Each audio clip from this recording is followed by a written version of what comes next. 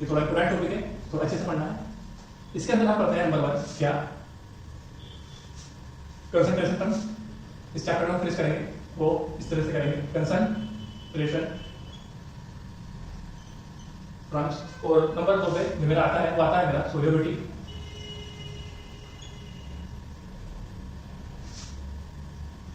और सोल्युबिलिटी और फिर मेरा जो नंबर 3 आता है वो आता है मेरा कोलिगेटिव प्रॉपर्टी।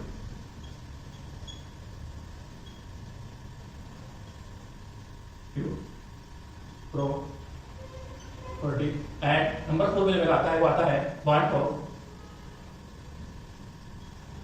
फैक्टर। इन्हीं टर्म्स में हमें अपना चैप्टर कंप्लीट करना है। तो आइए स्टार्ट करते हैं। तो नंबर 1 पे जो मेरा था वो था क्या कंसंट्रेशन टर्म्स। Concentration terms. तो इसमें सबसे पहले मैंने जो आपको बताया था percentage of weight by weight. तो इसका मतलब क्या बताया था मैंने आपको, ये बताया था मैंने आपको कि वेट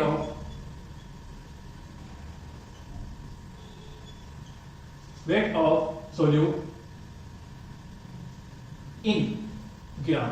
इस बात को अंडरलाइन करेंगे, weight of solute in gram present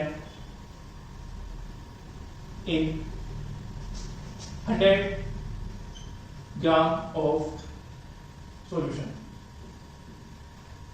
ठीक है, इसका मैं आपको एक एग्जांपल समझाता हूं। ये वाली बात और ये वाली बात, ये दो चीजें ही इसको डिफाइन कर रही है। W इस वाले वेट को जो डिफाइन कर रही है, ये वाली चीज डिफाइन कर रही है, ये वाली चीज डिफाइन कर रही है। इसको मैं आपको एक एग्जांपल से समझा देता हूं कि 10%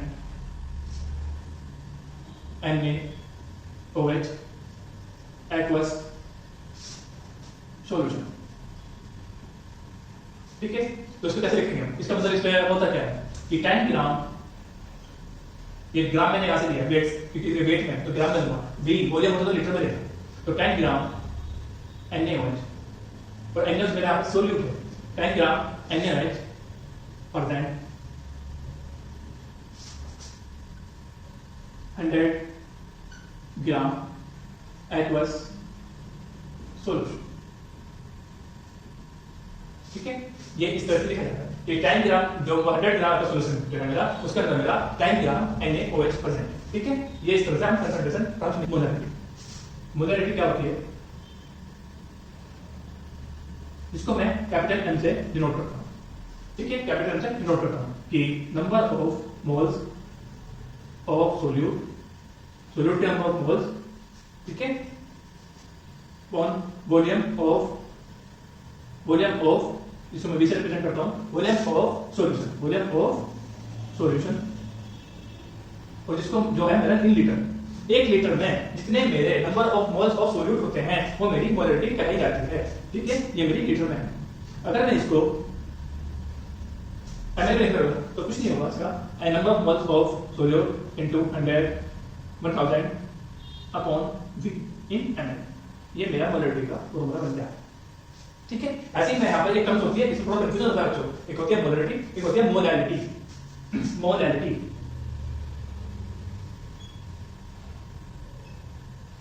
जिसको मैं इस मॉडल से रिप्रेजेंट करता हूं। उसमें क्या होता है, ठीक है, नंबर ऑफ मोल,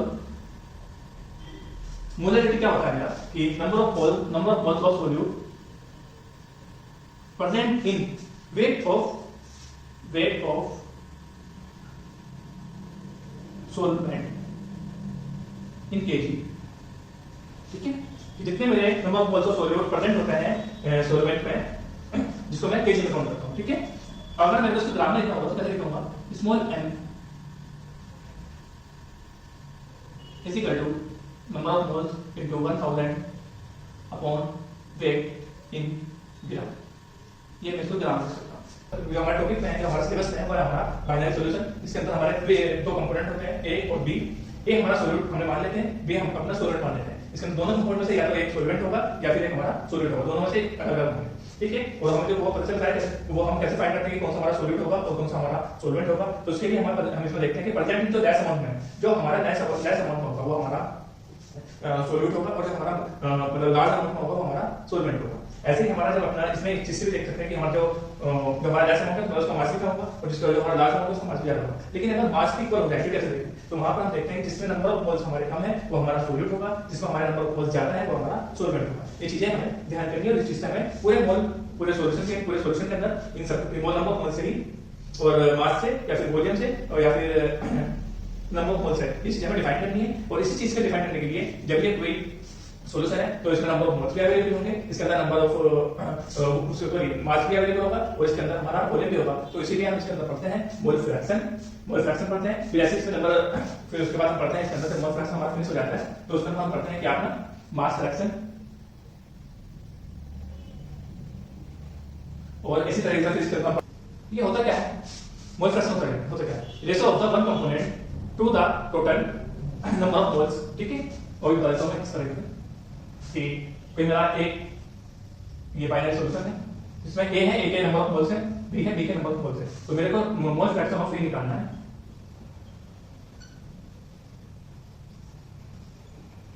तो इसको जो रिप्रेजेंट करता हूं वो काय से रिप्रेजेंट करता हूं। तो number of moles a upon number of moles a plus number of moles b।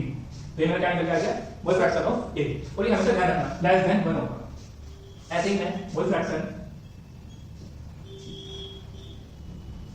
Of b निकालेंगे इसको मैं काय b से रिप्रेजेंट करता हूं और ये मेरा हो जाएगा number of moles b upon number of moles a plus number of moles b। ये मेरा बच्चे फ्रैक्शन। ठीक है, इन दोनों का सम होता है मेरा काय a प्लस काय b, जिसको हमने बोला था क्या काय a प्लस काय b क्या बोला है number of moles mole fraction of a और मोल फ्रैक्शन ऑफ b। ये मेरा होगा 1 के इक्वल होगा। मेरा ध्यान रखना ये बहुत इंपॉर्टेंट बात है पूरे सॉल्यूशन के लिए। हमारे आगे वाले जब हमारे टॉपिक चलेगा उसके अंदर हमारा कंप्लीटली यही करना है पढ़ना है।